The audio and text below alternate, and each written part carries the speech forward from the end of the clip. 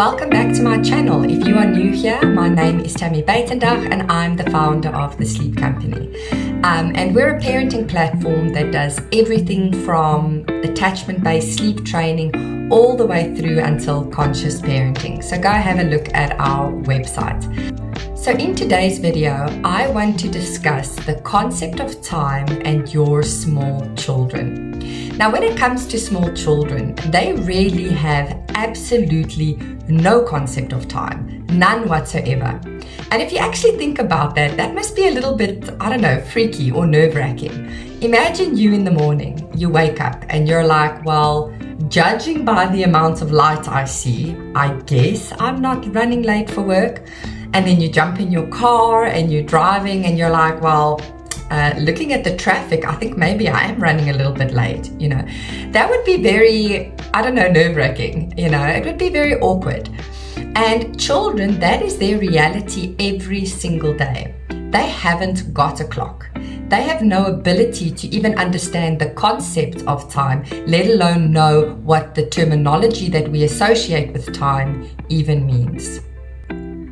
Now, for me as an adult, if my husband comes to me and he says to me, in 20 minutes, we're going to leave for church. Okay, I know that concept of 20 minutes means that I can probably finish my cup of tea, put in a load of washing, and still make the bed with a couple of minutes to spare.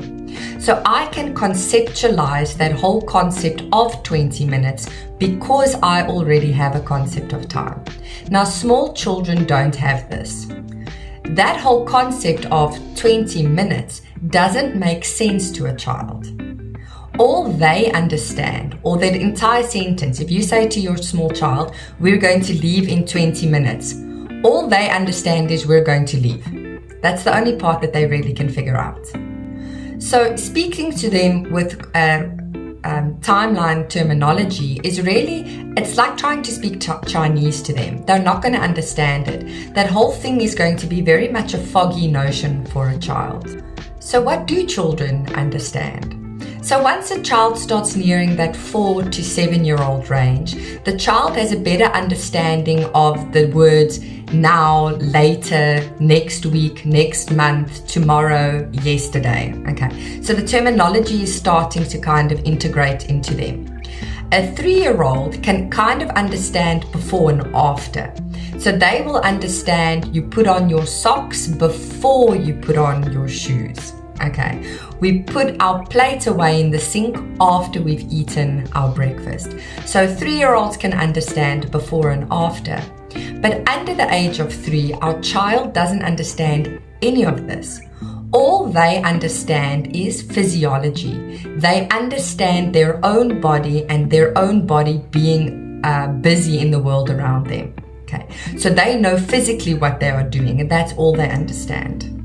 So when we as parents want to help our child kind of understand a bit of a concept of time, what we do from our side is we speak to their level of development.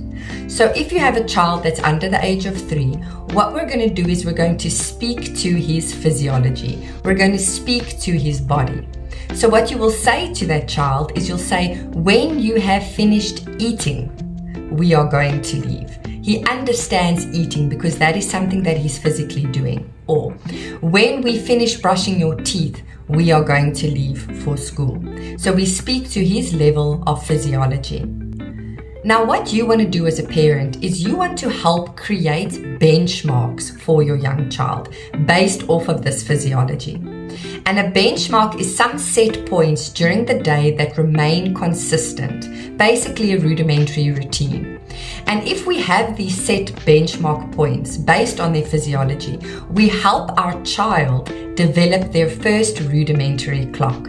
So what does this look like? For instance, we wake up in the morning and then we eat breakfast. After breakfast, we leave for school. After we leave for school, we get cookie time at school.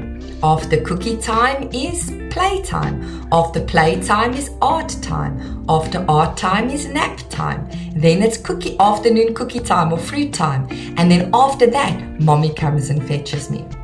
So having kind of like a structure that remains consistent every single day helps to give our child their first clock.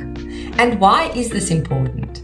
So firstly, this is important because when a child knows what to expect or what is coming next, they better know how to behave in that environment or in that scenario. If I anticipate after I get dressed in the morning, it's always breakfast, you drastically reduce the chance that there is going to be breakfast battles because it's formed part of their routine and they're just going with the motion on a day-to-day basis.